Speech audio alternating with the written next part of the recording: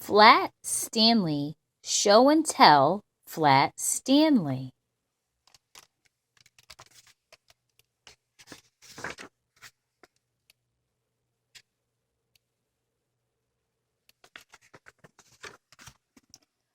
Stanley Lambchop lived with his mother, his father, and his little brother Arthur. Stanley was 4 feet tall, about a foot wide, and half an inch thick. He had been flat ever since a bulletin board fell on him.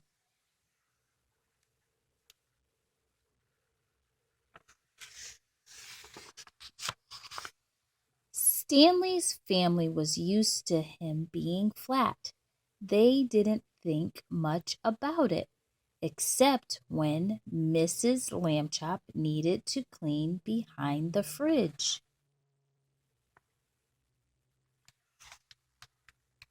Or when Mr. Lambchop forgot his house key, which happened quite a bit. To the Lambchops, Stanley was perfectly normal.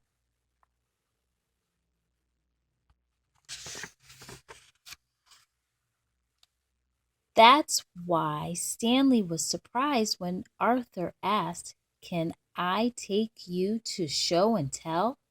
Stanley frowned. "You mean because I'm so good at wiggling your ears," said Arthur. "Miss Plum really wants to see it."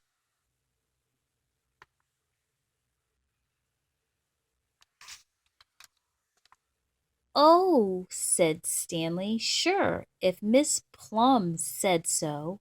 Stanley felt his face turning pink. It always turned pink when Mrs. Plum name came up.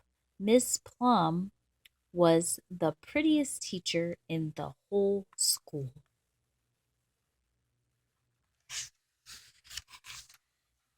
"Thanks, Stanley," said Arthur. "No problem," said Stanley. "That's what brothers are for."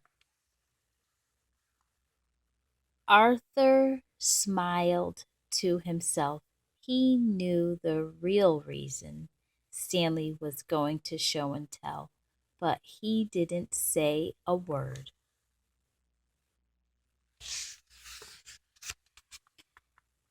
At school, Arthur's classmates took turns showing and telling. Sophie showed her mouse Squeakers.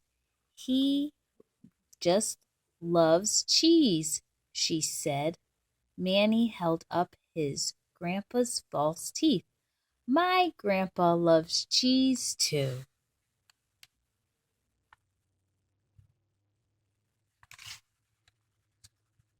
Arthur introduced Stanley, who wiggled his ears like crazy. "My goodness," said Miss Plum.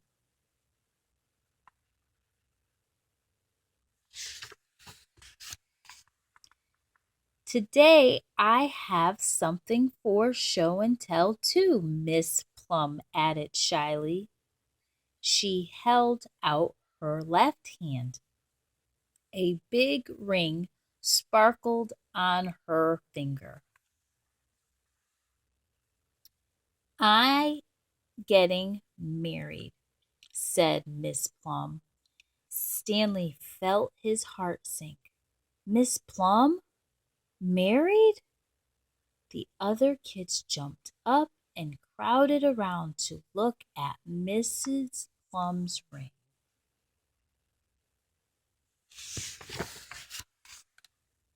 "Let me see," said Sophie. She bumped into Manny.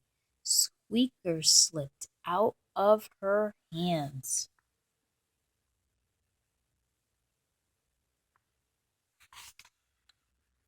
"Ouch," said Manny. "Watch it."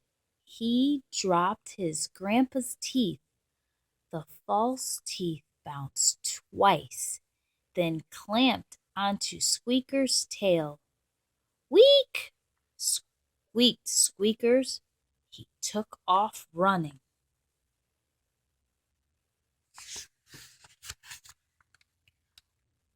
"Oh dear!" cried Miss Plum.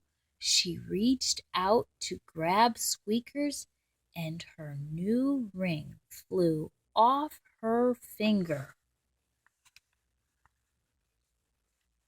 To Stanley, the ring seemed to move in slow motion. He watched it sail toward Squeakers and fell straight down over the mouse's head, where it landed like a sparkly collar around his neck.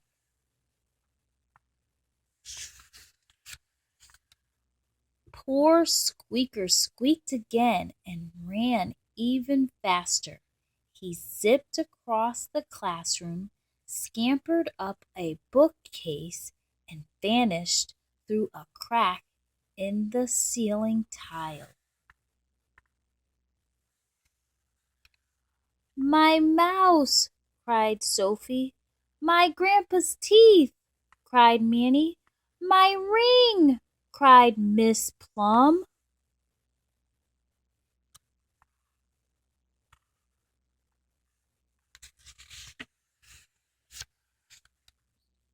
Stanley stood up. "I'll save you, Miss Plum. I'll save your ring and Squeakers and the teeth."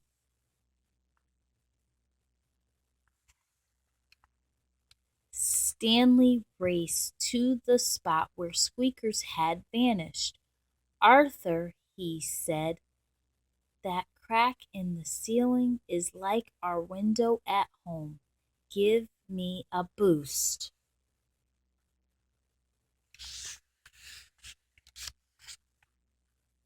"On the count of 3, said Arthur. 1, 2, 3.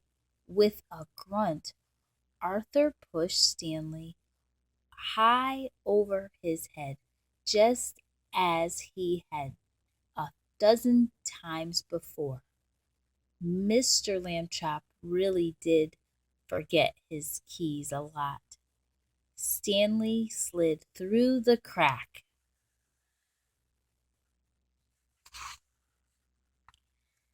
"I see Squeakers!" Stanley yelled.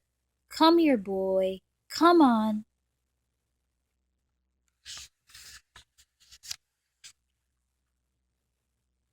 Below, the students heard crashing and thrashing as Stanley chased the mouse over their heads.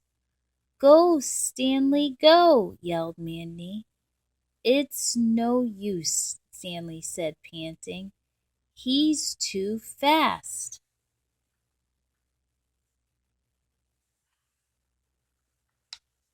Then Arthur thought of something. "Sophie, where's Squeaker's cheese?" "Right here," she said. Arthur grabbed a slice and flung it through the crack. "Stanley, try this."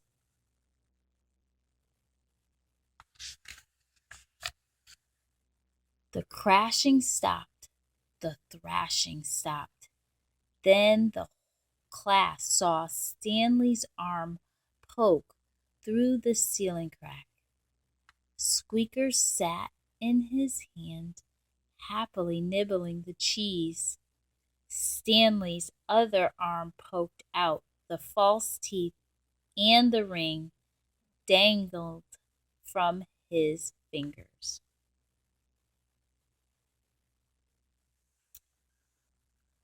Last of all came Stanley himself, stretching out of the crack like a boy-sized strip of taffy.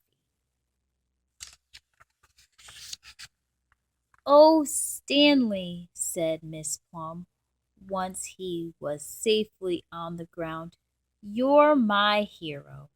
She gave Stanley a big hug.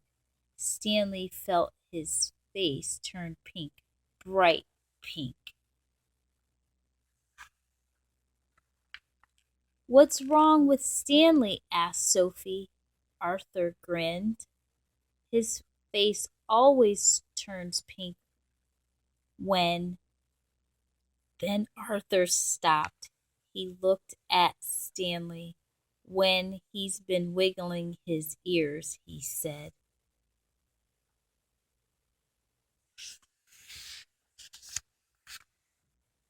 Thanks, Arthur, whispered Stanley. No problem, said Arthur. That's what brothers are for.